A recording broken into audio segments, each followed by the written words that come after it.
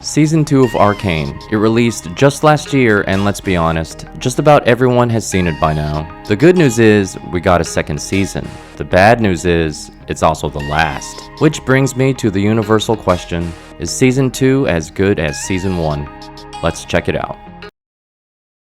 Arcane Season 1 debuted in 2021 and was an instant sensation, earning multiple awards and widespread acclaim from critics and audiences alike. A significant part of Arcane's success is attributed to Fortiche, the studio responsible for its stunning animation. Fortiche animates its characters without relying on motion capture, resulting in distinctive facial expressions and a unique artistic flair. What's more, they even helped Riot Games animate KDA. My friend was obsessed with them. Still is, I think.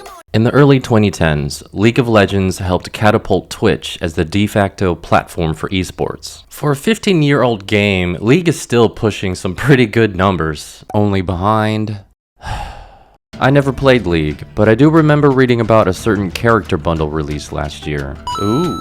Huh, not bad. There was also one for Jinx. Exalted, fractured, something. $250 and it's yours. Good grief. I've never played League before, but go ahead and take my money.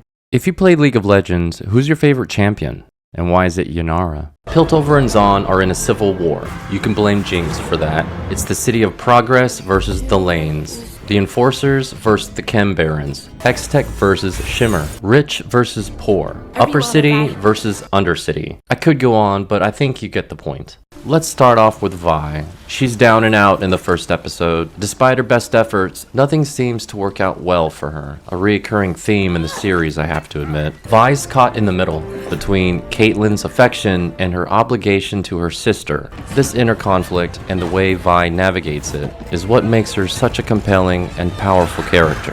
If Vi serves as the anchor of the series, then Jinx is undoubtedly its heart. Jinx is still haunted by guilt, but finds unexpected solace in a young girl named Isha. Isha's innocence and curiosity mirror Jinx's younger self, creating a bond that makes the two an unexpectedly great duo. I couldn't help but reminisce.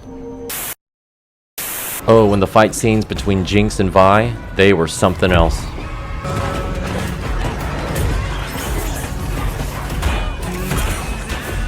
We see Mel return in Season 2, a noblewoman with piercing eyes, and...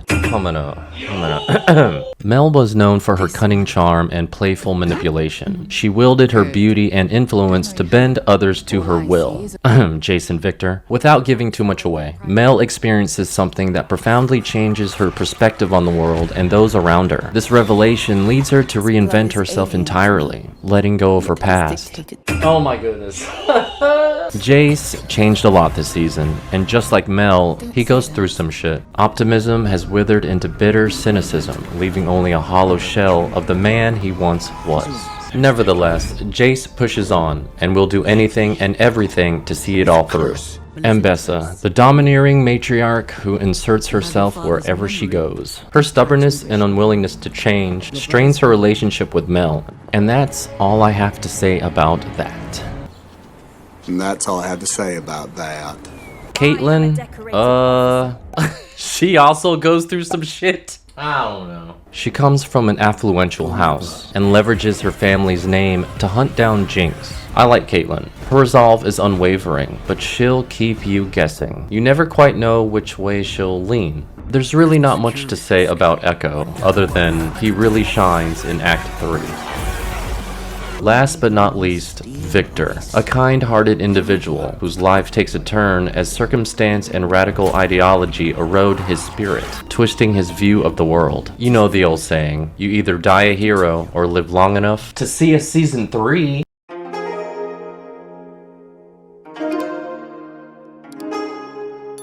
Arcane Season 2 will dazzle you with its unique aesthetic, blending intricately designed 3D characters with painted 2D backdrops. The vibrant hand-drawn environments create a striking contrast. The world has a way of pulling you in, and not letting go. The show explores nuanced personal relationships within the context of two opposing cities and ideologies. Its people grapple with loyalty, ambition, and betrayal as their lives intertwine, reflecting the tensions and cultural richness of their respective worlds. Oh yeah, I almost forgot. Earlier in the video, I asked if Season 2 was better than Season 1. Well, after thinking about it, no, I don't think it is. Season 2 is not better than Season 1. I'm not saying the second season was bad or anything. I enjoyed it, but it certainly lacked elements that made the first season so special. Overstuffed characters, messy plots. Arcane stumbles in its final stretch, leaving key arcs unfinished and underdeveloped. I know, there are upcoming spin-off shows to help fill in the gaps, but I was hoping for Arcane to end on a tighter note. If I could sum up this season in one phrase, sometimes less is more. There's beauty in simplicity. In any case, this show is a must-watch for anyone who hasn't seen it yet.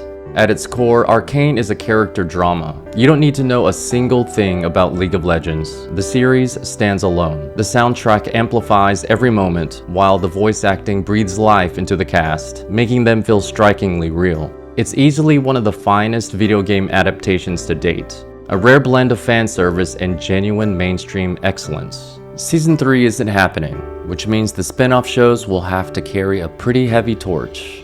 We'll just have to wait and see. What did you think of Season 2? Let me know in the comments.